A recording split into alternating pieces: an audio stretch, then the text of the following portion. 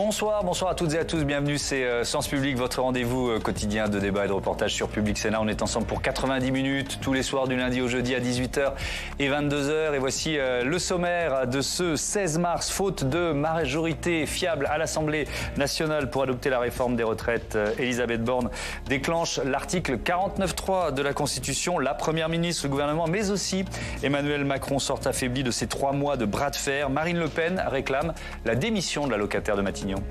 Elle a annoncé elle-même qu'elle acceptait d'être le fusible. Banco, qu'elle saute.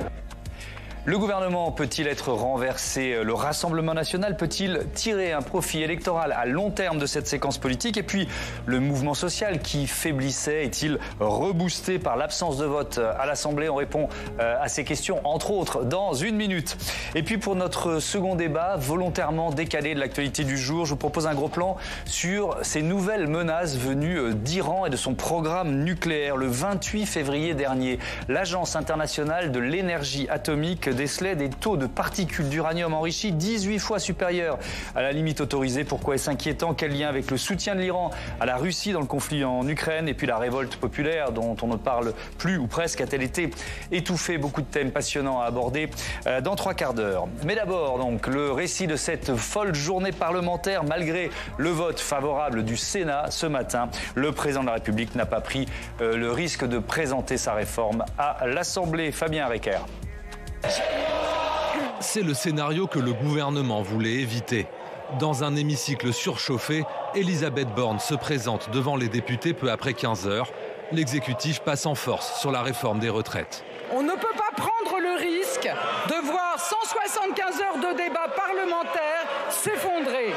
Aussi, sur le fondement de l'article 49, alinéa 3 de la Constitution, j'engage la responsabilité de mon gouvernement sur l'ensemble du projet de loi de financement rectificatif de la sécurité sociale pour 2023. Le 49.3, synonyme d'adoption sans vote de la réforme.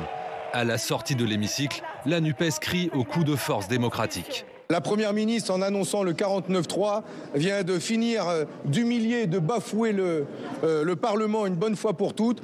Ce gouvernement, cette Première ministre, n'est pas digne de notre démocratie, n'est pas digne de la République. Aujourd'hui commence le premier jour du reste du quinquennat d'Emmanuel Macron, de la fin du quinquennat d'Emmanuel Macron. Jusqu'au bout, le gouvernement aura compté ses voix. Mais le compromis noué avec la droite ne permet pas à la Macronie de s'assurer une majorité. Les députés MoDem, alliés de la majorité présidentielle, ne cachent pas leur amertume et blâment les Républicains. On est très mécontent du 49.3. On sait pourquoi le gouvernement a été obligé de le faire, par l'irresponsabilité totale du groupe LR qui n'a pas su assumer ses choix, des choix qu'il porte depuis plus de 15 ans. Aujourd'hui, c'est juste inadmissible de nous faire porter le chapeau, alors qu'au sein même de leur groupe Renaissance, Horizon, MoDem, il y avait des défaillances. Et donc il faut d'abord se mêler de ses propres affaires avant de venir chercher des poux dans les partis d'opposition. Après cette adoption, les oppositions se tournent vers les motions de censure qui devraient se multiplier. Il faut censurer ce gouvernement. Donc non seulement nous déposerons une motion de censure, mais nous voterons l'ensemble des motions de censure qui vont être déposées. Et je pense qu'elles seront relativement nombreuses. Le gouvernement sera resté sourd à l'ultime coup de pression de l'intersyndicale qui s'était réuni devant l'Assemblée nationale à la mi-journée. Un peu plus tôt au Sénat, l'adoption du texte avait été sans surprise une simple formalité grâce aux voix de la majorité de droite et du centre. La gauche assume avoir tout fait pour empêcher le texte d'aboutir. Nous voulions, oui, vous pousser jusque dans vos retranchements. Et si nous voulions faire ça, c'est parce que nous accompagnons le mouvement social et ces millions de salariés qui ne veulent pas du report de l'âge de la retraite. À droite, on se félicite d'avoir imprimé sa marque au projet de loi du gouvernement. Mais après les atermoiements des députés LR, Bruno Retailleau reconnaît une fracture au sein de sa famille politique. Je ne le comprends pas d'un point de vue politique. Qu'est-ce qui fait l'honneur de la politique? C'est la constance, c'est une ligne politique. Comment comprendre que, alors que depuis des années et des mois encore, on soutenait une réforme qui portait à 65 ans? Au lendemain d'une journée de manifestation qui a mobilisé 1,7 million de personnes, selon le ministère de l'Intérieur, les syndicats appellent à intensifier le mouvement social. Et j'accueille tout de suite mes invités. Anne-Charlène Bézina, bonsoir. Bonsoir Thomas. Bienvenue à vous, vous êtes constitutionnaliste. Franck Morel, bonsoir. Bienvenue, avocat associé chez Flichy-Granger, ancien conseiller social d'Édouard Philippe et expert emploi à l'Institut Montaigne. Stéphane Zumsteg, bonsoir. Bonsoir. Bienvenue à vous aussi, vous êtes directeur du département Opinion à l'Institut de sondage Ipsos. Et j'accueille Mathilde Sirot, bonsoir Mathilde, éditorialiste politique. Bienvenue à vous. Anne-Charlène Bézina, bon voilà, il y a la première ministre, le président, peut-être d'ailleurs plus la décision du président, n'a pas pris le risque du vote. Qu'est-ce que vous retenez, vous, de cette journée? Tiens, je commence comme ça. Est-ce qu'il y a une image, une déclaration ou un sentiment général que vous retenez de cette journée? Un sentiment d'échec, finalement, un sentiment de défaillance à tous les étages. On a un Parlement affaibli, un gouvernement affaibli, un peuple dans la rue ce soir. Donc oui, l'image d'une journée de cristallisation de tout ce que cette réforme des retraites avait porté comme tension au climax, finalement, aujourd'hui. Je retiens aussi cette Marseillaise à l'Assemblée qui ne discontinue pas, une première ministre qui n'arrive même pas à marteler son discours. Donc certes, l'usage du 49.3 existe sous la Ve République, mais ce 49.3-là, on s'en souviendra, il a évidemment quelque chose de tout à fait marquant, eu égard notamment au fait que jusqu'au dernier moment, le gouvernement pouvait jouer une autre stratégie. Donc il y a aussi peut-être une erreur de choix à ce moment-là, puisque choisir le 49.3 aujourd'hui, c'est d'ores et déjà avouer un échec de la négociation avec les LR, qui finalement s'est joué jusqu'au dernier moment. Donc il y a quelque chose d'un peu gênant là-dedans. J'ajoute aussi que j'ai été un peu brusquée par la phrase du président de la République. Vous avez dit, c'est en effet bien sûr le président de la République qui a plus l'habitude de choisir les 49.3 que le Premier ministre, mais c'est une décision profondément personnelle du Premier ministre, puisqu'il engage sa personne, son nom, et entendre de la bouche du président « je vous autorise à recourir au 49.3 », c'est quand même toujours un petit peu sucré-salé pour le texte de la Constitution. Oui, et puis il dit même, on l'a, je crois, cette déclaration du président sur nos confrères de l'agence France-Presse, c'est issu des débats lors du Conseil des ministres extraordinaire qui est convoqué justement pour autoriser le 49.3. Je suis en train d'essayer de retrouver la citation, elle est quelque part sur une de mes nombreuses fiches. Mon intérêt politique et ma volonté politique était d'aller au vote. Parmi vous tous, je ne suis pas celui qui risque sa place ou son siège. Ça, effectivement, bon, ce petit rappel du président. Mais je considère qu'en l'état, les risques financiers et économiques sont trop grands. On y reviendra sur la stratégie d'Emmanuel Macron un peu plus tard. Mais je trouvais intéressant, effectivement, d'appuyer vos propos par cette citation. Franck Morel, on ne peut pas dire autre chose qu'un gouvernement, une première ministre, un ministre du Travail, peut-être même jusqu'à un Emmanuel Macron affaibli ce soir. Oui, bien évidemment. Bien évidemment, parce que le choix stratégique qui avait été fait dès l'origine, vous l'avez dit, ça avait été via le fait de choisir l'option 64 ans plus accélération de Touraine plutôt que l'option 65 ans, dès la présentation de la réforme, de jouer la carte du compromis avec LR. Et donc, cette carte du compromis avec LR était même allée très loin, puisque le gouvernement avait brûlé toutes ses cartouches entre guillemets, dès le début de la séquence, en intégrant dans le projet, dès l'origine, un certain nombre de revendications qui étaient celles de LR, et notamment de LR au Sénat, d'ailleurs, puisque régulièrement était votée par le Sénat la réforme qui est très proche de celle que le Sénat a votée tout à l'heure.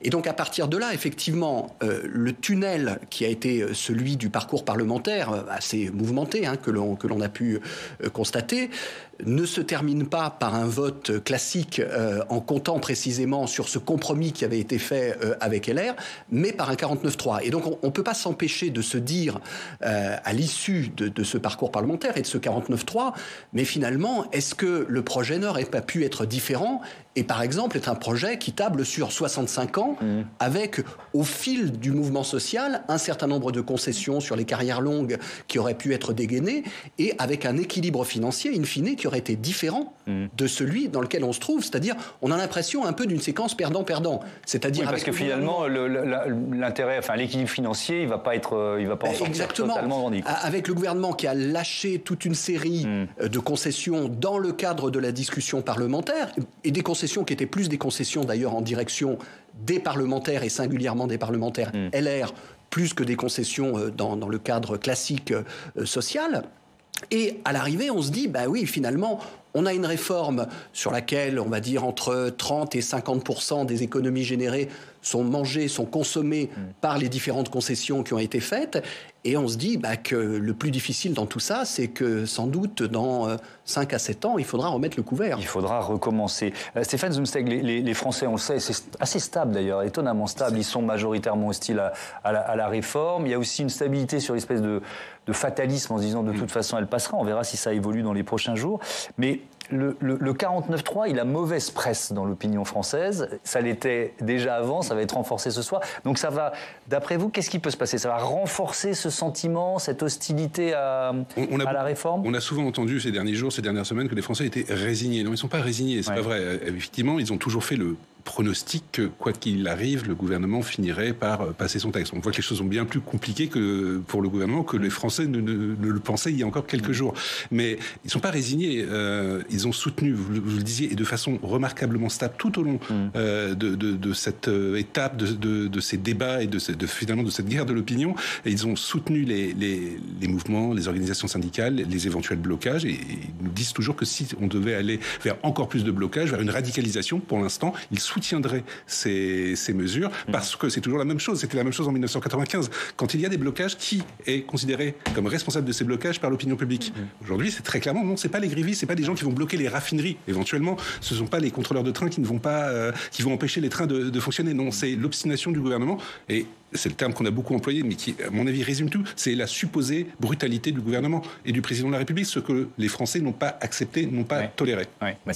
Donc vous pensez que là, le fait qu'il y ait eu ce 49.3 déclenché aujourd'hui peut changer les choses du point de vue de l'opinion? Est-ce que le soutien à l'opposition peut davantage se renforcer? Qu'est-ce que ça peut changer comme ligne? Je ne pense pas que ça puisse faire... Enfin, je n'en sais rien, évidemment. Je ne suis pas certain de ce qui va se passer dans les jours qui viennent, mais cette opposition, cette hostilité au projet de réforme est déjà à un niveau très haut. Les 2 tiers des Français, c'est beaucoup, c'est pas 60-40. Les 2 tiers des Français, depuis 3 mois, sont hostiles à ce projet. Mathilde, c'est aussi, est-ce que ça peut profiter aux oppositions politiques? C'est ça, aux partis, pour l'instant? Pas forcément.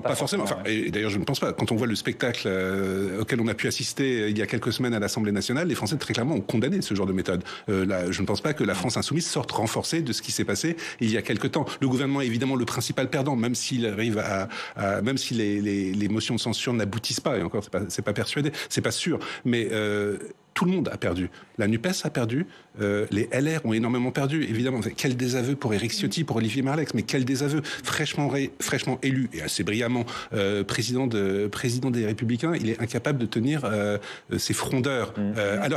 Et le RN, c'est toujours alors c'est toute la question. À chaque fois, on voit bien, compte tenu de l'institutionnalisation, de la campagne d'institutionnalisation du RN, on se dit toujours c'est le RN qui va en profiter. Il n'y a aucun marqueur qui le montre, mais c'est vrai qu'en tout cas, il ne sort pas, le RN, affaibli de ce qui s'est passé, alors que tout le monde à côté sort affaibli. Oui, alors ça tombe bien parce qu'on a un peu brossé les différents chapitres qu'on va reprendre non mais c'est très bien, en détail dans ce débat. Je voudrais poser une question un peu plus générale sur l'état de santé de notre démocratie. Erwan Balanant, et puis alors il y a aussi toutes les lignes de fracture interne.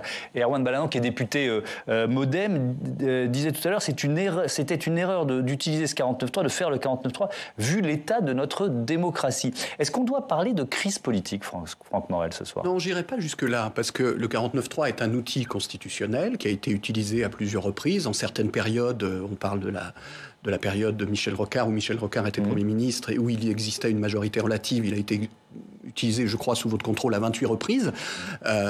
Donc, je ne parlerai pas de crise politique ou de crise sociale ou institutionnelle. Ce qui est certain, en revanche, c'est que le caractère apaisé de notre démocratie ne s'est pas amélioré. C'est le moins que l'on puisse dire. Et on a pu le mesurer à travers les débats.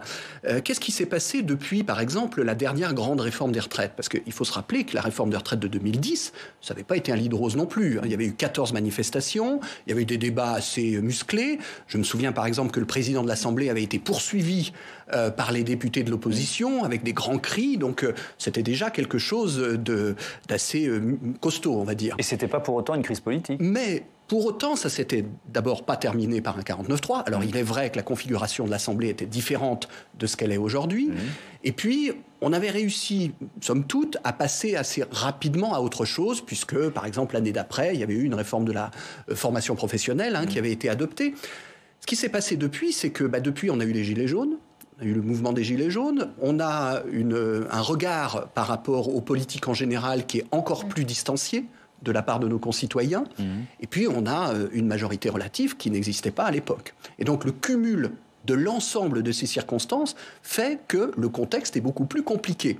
Alors, de là à parler de crise, ça voudrait dire que tout ça est insurmontable et qu'on n'a plus qu'à rentrer chez nous et que c'est terminé. Non, rien n'est insurmontable, mais ça va prendre du temps. Ça va prendre du temps et ça va prendre des efforts, ça va nécessiter des efforts. Votre avis là-dessus, Anne-Charline Bézina, peut-être essoufflement de la Ve République en tout cas. Oui, voilà, je vais peut-être prendre un petit peu le contrepoint parce que je rejoins largement, des 49.3 on en a eu, on l'a déjà dit, à partir du moment où il y a une opposition entre la rue et le Parlement, c'est pas pour autant une crise politique. Néanmoins, ce qui pourrait, moi, me convaincre de l'idée d'employer ce terme de crise politique, et je suis pas certaine d'ailleurs que crise signifie absence de solution, bien au contraire. La crise est souvent le creux de la vague qui peut amener à un nouveau message. Moi, ce qui pourrait me convaincre d'employer ce terme de crise politique, c'est l'ampleur aussi de ce gap qui se crée entre la démocratie parlementaire et sa représentation, finalement. Et vous l'avez dit, les Gilets jaunes n'ont pas aidé à ça, notamment. Et j'ajoute que la majorité relative a été, à mon avis, très sous-estimée par rapport à sa difficulté politique, par rapport à son aridité sociale. Et je crois qu'aujourd'hui, nous vivons le premier échec de cet esprit d'absence de synthèse possible dans une assemblée fracturée. Et nous avions la gageure en juin d'avoir une assemblée beaucoup plus représentative que toutes celles de la Ve République réunie.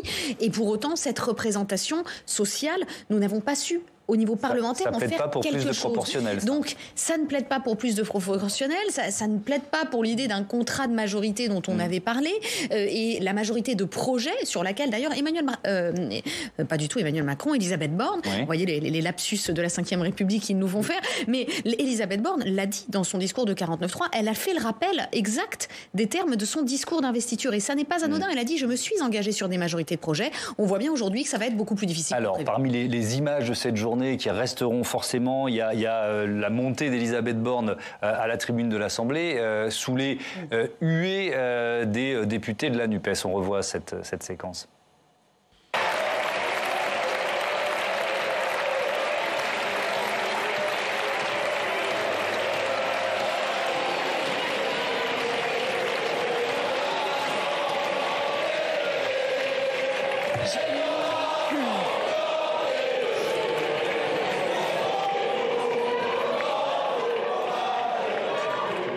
Alors, ce qui est écrit sur les panneaux, parce que vous étiez en train de nous poser 64 ans, c'est non.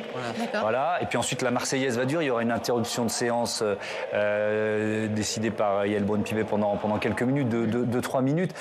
Stéphane Zumthor, il y a quelque chose que moi j'ai un peu de mal à comprendre dans la stratégie de la NUPES, qui pour l'instant, depuis 2 mois, ça ne leur profite pas en tout cas dans les sondages. Non, mais donc pourquoi continuer? Je pose une question volontairement un peu basique. Pourquoi continuer? Parce que l'objectif politique électoral de la NUPES, et surtout de la France Insoumise évidemment, c'est de consolider son socle électoral. Bien sûr que le spectacle auquel on a pu assister a déplu à la majorité des Français. Ils n'ont pas compris pourquoi il y avait ce spectacle, ce cirque, parfois ce sont les termes qui ont été employés. En revanche, quand vous interrogez les sympathisants de la gauche radicale, les gens qui vraiment ne votent pas NUPES, mais votent France Insoumise, aiment Mélenchon, aiment les différents porte-paroles de sa formation politique, eux, ils sont absolument favorables à ce type d'agitation. C'est ce qu'ils attendent. Le terme insoumis, qui a été très bien trouvé pour définir leur parti, c'est vraiment ça. Ces gens-là s'inscrivent dans l'insoumission, pas dans la révolution, pas dans la révolte, pas dans l'insubordination, mais malgré tout, c'est ce qu'ils attendent de leur leader.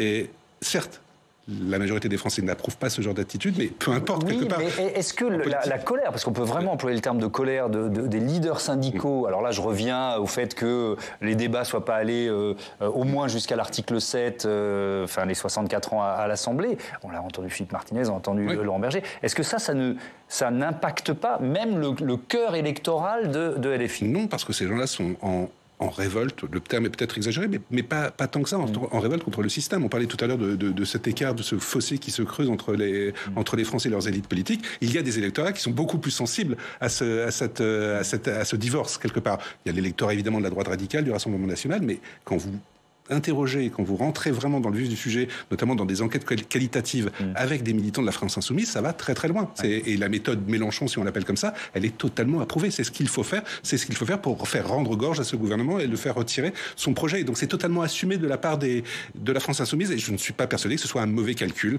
À long terme, là encore, dans une optique d'une éventuelle dissolution dans les mois qui viennent, ils ont un électorat captif qui ne se retrouve dans aucune autre force politique. Et dernière chose, j'ajouterai là-dessus, sur ce point, c'est que il y a une bataille des classes populaires qui a été totalement perdue par tout le monde, par la droite il y a longtemps, mais aussi par la France Insoumise. C'est pas les ouvriers, c'est pas les gens en déclassement social ou qui cherchent des emplois ou les pauvres qui votent pour la France Insoumise. Ce sont les banlieues et aussi une partie des milieux aisés des grandes agglomérations françaises. Il y a aussi cette idée, cette volonté de récupérer une partie des milieux populaires qui se sont égayés, soit dans l'abstention, soit dans le vote en faveur du Rassemblement national. Alors, on va continuer de parler de la NUP. Je vous propose un extrait du discours de la Première ministre quand elle vise justement les partis, l'alliance de gauche à l'Assemblée. Je n'ai pas envie de revenir non plus sur le comportement de ceux qui ont tout fait pour bloquer le débat, qui ont refusé d'échanger idée contre idée, programme contre programme, et se sont contentés de multiplier les insultes, les excès et les attaques. Et les cris, au moment même où je m'exprime, n'en sont qu'une preuve supplémentaire.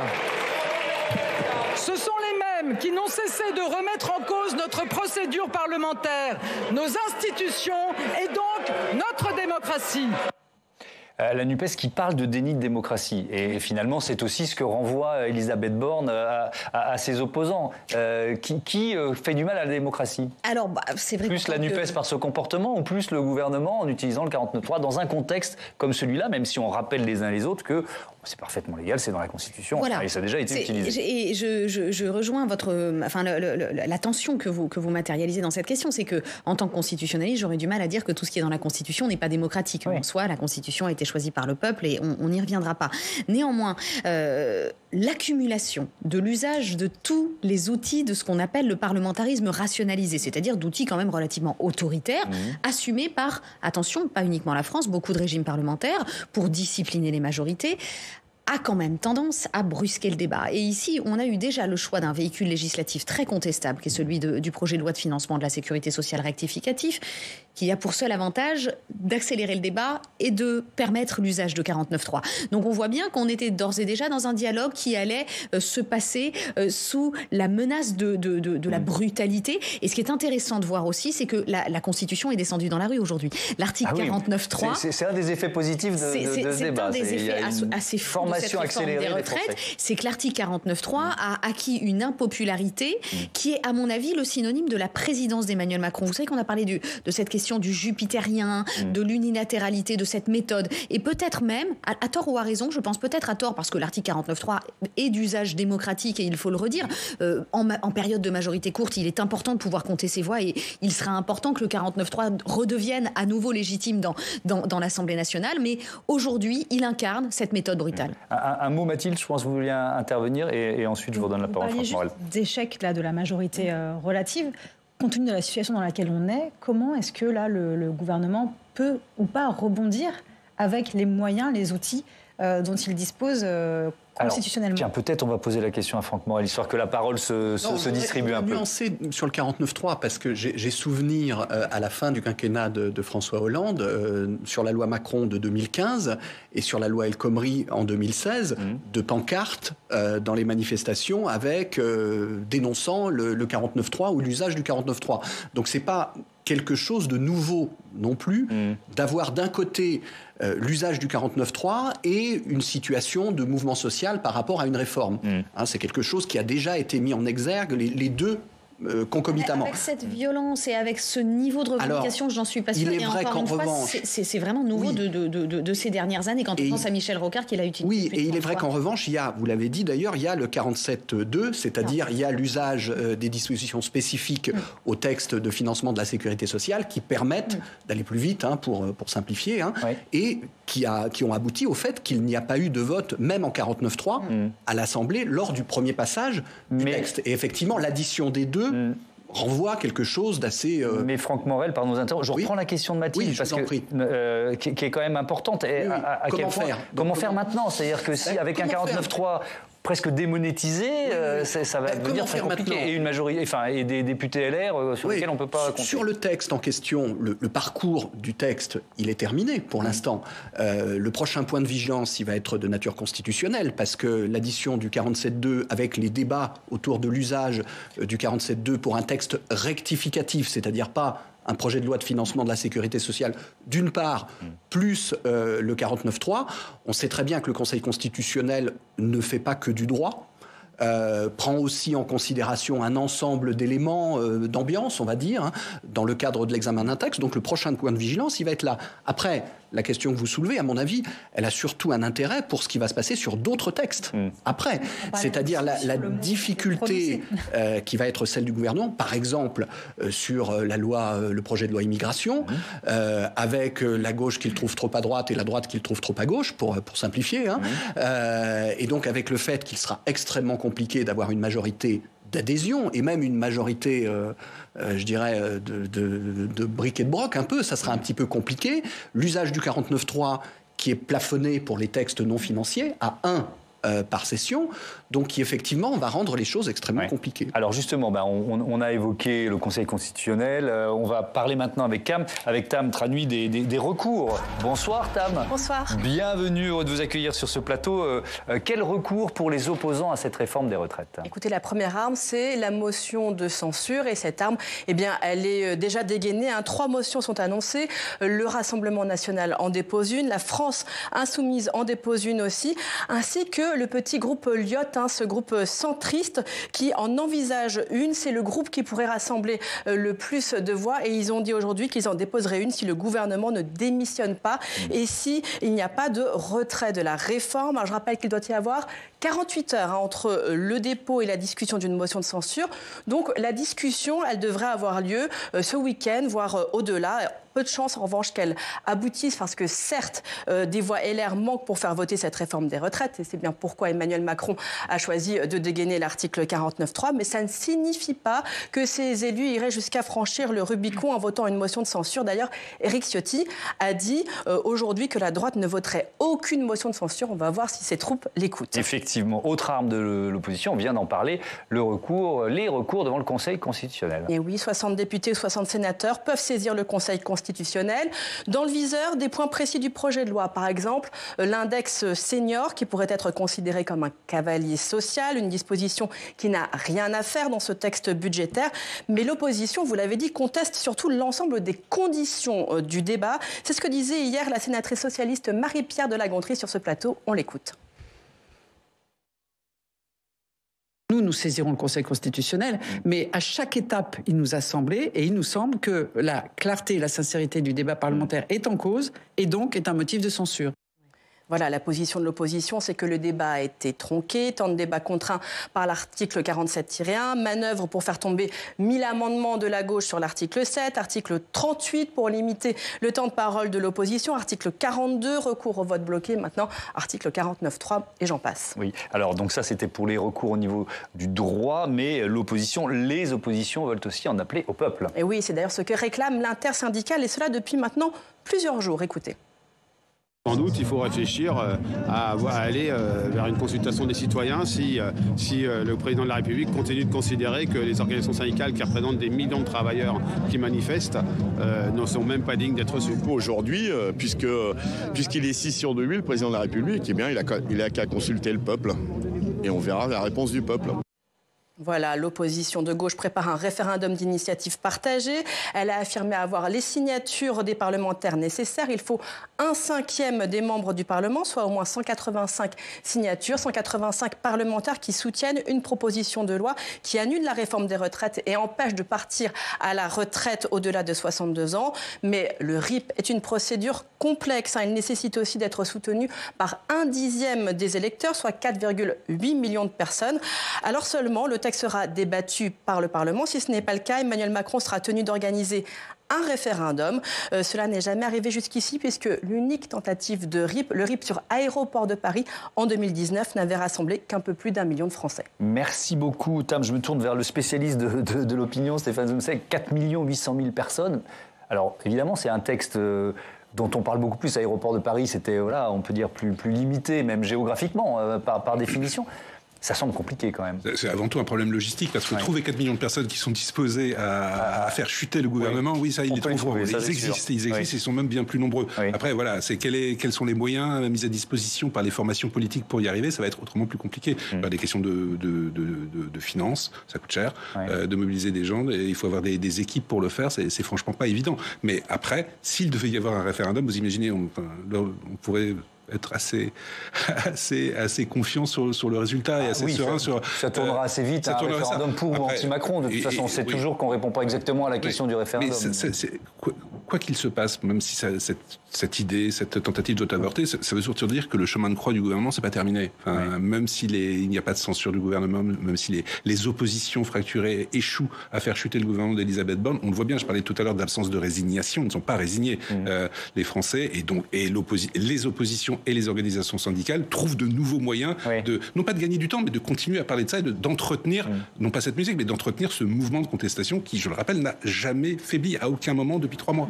Ah si, il y a quand même un peu moins de monde dans les manifestations. Oui, mais les 2 dernières journées d'élection, mais c'est ce qu'on peut comprendre d'ailleurs. Ça peut s'expliquer pour les raisons évidentes financières, évidemment, mais ça coûte cher de manifester. Je le redis, quand vous avez des Français qui se disent ce n'est pas grave si les trains sont bloqués, ce n'est pas grave si les ordures ménagères ne sont pas ramassées, ce n'est pas grave si les raffineries sont bloquées, c'est bien qu'on a décidé de faire payer au gouvernement son passage en force et sa brutalité. Et ce que je trouve passionnant dans ce que vous nous décrivez, Anne-Charlotte Béliza, c'est finalement la question du temps, la temporalité. C'est-à-dire que le recours devant le Constitutionnel, tant qu'il n'est pas, tant que ça n'a pas été acté, tant que le Conseil constitutionnel n'a pas donné sa décision, pour celles et ceux qui manifestent, qui organisent ces manifestations, c'est une justification de continuer d'être présent et de faire pression. Oui, ce qui est vraiment intéressant dans ce processus législatif et constitutionnel, c'est qu'on voit bien que la bataille parlementaire n'est finalement qu'un temps de cette contestation. Alors qu'on a le sentiment qu'elle cristallise l'avenir du texte, eh bien non, voilà, toutes les armes constitutionnelles et politiques possibles pour mettre ce texte en difficulté, ce gouvernement en difficulté sont aujourd'hui utilisées. Et on voit bien d'ailleurs, et je pense que ça rejoint l'idée du mouvement social, un mouvement social n'est pas forcément corrélé non plus d'ailleurs à ce temps parlementaire. Une loi votée n'est pas, au sens en tout cas où la contestation sociale l'entend, une loi appliquée. On a tous en mémoire la susmulgation, c'est le terme de Guy Carcassonne, du CPE. Je me souvenais plus du mot susmulgation. Ah oui, parce qu'il a été suspendu juste après avoir été promulgué. Oui, c'était ça la petite blague. Oui. Mais en soi, bon voilà, on se doute bien que toutes les oppositions feront feu de tout bois. Je douche un petit peu les espoirs du groupe parlementaire socialiste sur sa saisine du Conseil constitutionnel à propos du principe de clarté et de sincérité. C'est vrai qu'on a eu, on l'a dit, l'accumulation de tous les mécanismes du parlementarisme rationalisé, mais je dois ajouter que chacun d'entre eux a été utilisé suivant les formes constitutionnelles. Et donc on voit mal comment le Conseil constitutionnel censurait peut-être l'intégralité de la procédure parlementaire, à moins de jouer pour le coup un coup non seulement juridique mais très politique. Allez, je vous propose un focus sur le président de la République, Emmanuel Macron, et on commence avec vous, Mathilde. Emmanuel Macron, y a-t-il vraiment cru ? Alors ça a pu paraître illisible, Thomas, parce que c'est vrai que jusqu'à hier encore, on nous disait la dynamique en faveur du vote est positive. Elisabeth Borne qui répétait mardi à l'Assemblée, il existe une majorité pour cette loi, et puis finalement ce 49.3 déclenché à la dernière minute. Alors on connaît le goût du président pour décider à la dernière minute, vraiment au tout dernier moment. On l'avait vu pendant la pandémie sur les histoires d'ouverture des écoles ou de confinement, de couvre-feu. À chaque fois, c'était au tout dernier moment qu'il tranchait. Là, évidemment, c'est encore le cas, puisque jusqu'à ce matin, des coups de téléphone ont été passés. Ils se sont retrouvés à la mi-journée à l'Élysée, et Aurore Berger comme Franck Riester ont rapporté des comptages différents au président sur les votes des LR. Les deux présentaient cependant un résultat plutôt risqué pour le vote. Donc ils se sont retrouvés ensuite pour une nouvelle réunion à 14h, et ministres et députés étaient incapables de dire à Emmanuel Macron si le nombre de voix pour était suffisant ou pas pour que la réforme passe. À ce moment-là, le président a donc tranché après un ultime tour de table. Qui pense qu'il faut aller au vote? Il a posé la question. Le président, il a posé la question à ceux qui étaient autour de lui, et personne vraiment ne se risquait à pousser à ce moment-là en faveur du vote. Donc il a fallu trancher en faveur du 49.3. 49.3 avec les arguments qu'on a vus, que financièrement, budgétairement, la France ne pouvait pas s'en passer. Il y a quand même eu une mise en scène autour de ce suspense. Évidemment, il y a eu donc derrière le théâtre et ses déclarations de ces derniers jours une sorte de dramaturgie politique qui s'est jouée. L'exécutif a cherché dans cette communication à prendre en quelque sorte l'opinion à partie en montrant sa bonne volonté, en se montrant ouvert, en disant avoir redoublé d'efforts, apporter des concessions pour espérer à la fin faire porter le mystique de la responsabilité du 49.3 aux Républicains, ce qui paraît quand même un peu hasardeux. Conclusion de toute cette séquence par un proche du chef de l'État qui nous dit Elisabeth Borne se retrouve dans la position d'Emmanuel Macron avec Valls en 2015. On se souvient parce que à l'époque Emmanuel Macron avait dit disposer de 5 voix d'avance pour sa loi Macron et finalement Manuel Valls avait imposé son 49.3 sauf que, nuance ce proche du président, Elisabeth Borne a beaucoup moins de vent dans le dos qu'Emmanuel Macron à cette époque. Est-ce qu'il y a eu une hypocrisie de l'exécutif, Franck Morel ? Non, ce qui est certain, c'est que beaucoup d'acteurs n'avaient pas intérêt à ce qu'il y ait un vote classique. Et quand je dis beaucoup d'acteurs, c'est des acteurs parlementaires. Un certain nombre de parlementaires LR préfèrent sans doute qu'il y ait un 49.3 plutôt qu'il soit obligé de sortir de l'ambiguïté. Vous savez, on connaît l'adage, on ne sort de l'ambiguïté qu'à son propre détriment. Ouais. Et donc, dans un certain nombre de cas, un vote classique aurait obligé certains d'entre eux, qui sont dans la frange un peu hésitante, à s'afficher d'un côté ou de l'autre. L'avantage... Il y a des gens qui ne voulaient pas dire, bien sûr, s'ils étaient pour ou contre. L'avantage, oui, d'où les comptages incertains. Exactement. Il y en a même qui ont déclaré ce qu'ils allaient faire en indiquant, par exemple, qu'ils allaient s'abstenir, aujourd'hui même, très tardivement. Et donc, l'avantage pour cette frange de parlementaires du 49.3, c'est que là... Le choix, il est plus simple parce que là, on n'a plus à se prononcer d'une certaine manière sur la pertinence ou la non-pertinence du projet de réforme. On a à se prononcer sur le fait de vouloir renverser le gouvernement ou pas. Mais Éric Ciotti a beau avoir dit, d'ailleurs, Tam l'évoquait, que le groupe LR ne voterait pas les motions de censure. Il y a tout de suite après, certains députés LR qui ont dit... Oui, c'est vrai. Mais ceux qui vont voter la motion de censure, pour le coup, c'est ceux qui étaient plutôt... Ils se rangent plutôt parmi ceux qui avaient annoncé d'ores et déjà qui voteraient contre. Donc il n'y a pas tellement de surprises. C'est plutôt sur la frange qui était un peu hésitante, qui était un peu incertaine, qui parfois envoyait des signaux et parfois, quand ils retournaient dans leur circonscription, se faisaient remonter les bretelles, entre guillemets, par leurs concitoyens, et donc se disaient... voilà.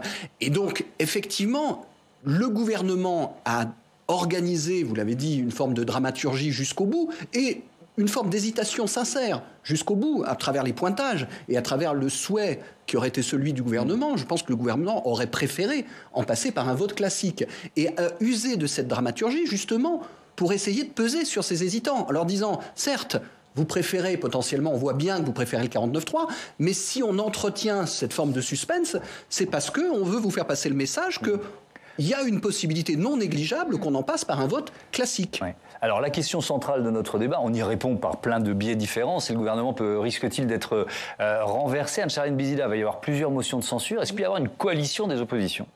Alors, il la faut pour que la motion de censure aboutisse, puisque c'est le principe de notre 5e République. On a là aussi rationalisé l'usage de cette motion de censure dans le sens où seuls les votes favorables à cette motion seront décomptés. Donc l'abstention, Gépicine, etc., comme on a bien vu que c'était un peu à la mode en ce moment, ne comptera évidemment pas. Donc il faut se compter dans les contre cette fois-ci. On a passé la semaine à se compter dans les pour, donc maintenant on va devoir faire la calculette inverse. Et dans les contre, d'après mon calcul, je crois qu'on est à peu près autour de 257, 258 si on additionne les LIOT, les RN, l'intégralité des partis de gauche. Et on voit bien qu'il va manquer forcément, nécessairement, un soutien LR. Et c'est pour ça qu'on parle de coalition pour arriver à la motion de censure. Il faut savoir quand même que sous la 5e République, on a abouti une seule fois à une motion de censure qui en plus n'était même pas suite à un 49.3, mais qui était une motion de censure osée, et puis pour le coup, puisqu'elle était provoquée par l'Assemblée nationale elle-même. Et c'est cette motion de censure qui donne le précédent à Emmanuel Macron d'avoir ensuite conduit à la dissolution. Donc la motion de censure, elle est l'arme par laquelle l'Assemblée nationale se défend finalement de l'offense qu'on lui fait de dégainer un débat sans vote. Mais c'est rare qu'elle aboutisse. Encore aujourd'hui, je pense qu'on est au moins à, si les LR apparaissent encore en ordre dispersé, au moins à 10 à 15 voix quand même de décalage. Et on l'a déjà un peu évoqué, mais je voudrais bien vous entendre de nouveau là-dessus, Stéphane Zumsteeg. Il y a quand même ce constat de faiblesse pour les dirigeants LR, enfin en tout cas ceux de l'Assemblée nationale. On n'est pas loin de l'humiliation pour Éric Ciotti. Et ne parlons pas d'Olivier Marleix, le président du groupe, mais enfin à aucun moment... Il peut se renouveler là avec la motion de censure. Mais bien sûr, parce que vous le disiez à l'instant, la grande incertitude, en supposant qu'une censure soit possible, c'est que vont faire les frondeurs, si on les appelle comme ça, ces 20-25 députés LR hésitants. Il y a quand même un élément qu'il faut avoir en tête, c'est le profil de ces gens-là, et plus exactement le profil de leur circonscription. La plupart de ces frondeurs, pas tous, mais la plupart, ils ont été élus dans des circonscriptions, souvent du Grand Est de la France, dans des circonscriptions rurales, et face au Rassemblement national. Ils ont comme principal ennemi, ou adversaire en tout cas, dans une logique de second tour, des candidats RN, et on a vu à quel point le RN avait progressé l'année dernière. Donc ces gens-là, quand même, il faut se mettre à leur place. Si aux prochaines élections, ils auront face à eux un RN puissant, forcément, qui pourrait encore progresser, voter la censure du gouvernement, c'est quand même envoyer un message à ses électeurs. Si jamais il y a une dissolution, personne n'a envie de se remettre à une campagne électorale. Mais si il devait en passer par là, il serait là. Non mais attendez, ne dites pas que je suis un traître. J'ai tout fait pour faire tomber le gouvernement. Je me préoccupe de considérations sociales. Ne votez pas RN. Ce n'est pas nécessaire de voter RN. Le candidat des classes populaires, le défenseur des classes populaires, c'est moi. C'est moi le sortant LR. J'ajoute une dernière chose. Ces gens-là ont été réélus. Ils ont la plupart du temps élus ou réélus. Ce sont des trentenaires. Ils considèrent qu'ils doivent à leur propre équation personnelle le fait d'avoir gagné et absolument pas à l'étiquette LR qui évidemment n'était pas un avantage lors des dernières législatives. Donc ça aussi, tout ça entretient quand même malgré tout une petite incertitude. Et il faut savoir qu'Aurélien Pradier a fait savoir dès ce soir qu'il ne s'interdisait pas de voter une des motions. Alors on va écouter un autre extrait du discours d'Elisabeth Borne quand elle cible justement cette fois-ci le Rassemblement national. Enfin, cet après-midi, je n'ai pas envie de revenir sur le mutisme de ceux à l'extrême droite de cet hémicycle qui sont restés tapis dans l'ombre tout au long des débats, qui ont préféré se taire, profitant en silence des outrances des uns et des revirements des autres. Franck Morel, je voudrais rester sur le Rassemblement national qui va peut-être finalement être le parti qui profite le plus de cette séquence politique, parce que la réforme, si elle aboutit, elle rentre en vigueur en septembre, mais ensuite elle s'applique année après année, progressivement, pour plusieurs classes d'âge qui vont se retrouver à voter en 2027. Vous voyez ce que je veux dire ? C'est une réforme avec une rémanence, ça va rester dans la mémoire des électeurs pendant longtemps, non ? Ce qui est toujours le cas des réformes des retraites. D'une manière générale, on n'a jamais vu de réforme des retraites qui s'applique le lendemain matin. On a toujours un échelonnement dans le temps, ce qui est bien normal. Bien sûr, mais là je parle de l'impact politique. Alors l'impact politique, évidemment, vous l'avez décrit, vis-à-vis du Rassemblement national. D'ailleurs, Marine Le Pen a eu une stratégie extrêmement différente de la stratégie de rupture, on va dire, pour prendre une image qui est celle de l'avocat. On a parfois la stratégie de défense de rupture, qui était la stratégie de la NUP. La stratégie du RN n'était pas du tout la stratégie de rupture, elle était plutôt la stratégie du profil bas et du fait d'engranger benoîtement, tranquillement, un certain nombre de choses, ce qui se produit plutôt pour l'instant. Alors, il va falloir voir ça dans le temps, voir si dans le temps, effectivement, le RN arrive à continuer à capitaliser là-dessus. Marine Le Pen a été la seule, pour l'heure, à annoncer que si elle arrivait un jour au pouvoir, elle reviendrait sur la réforme.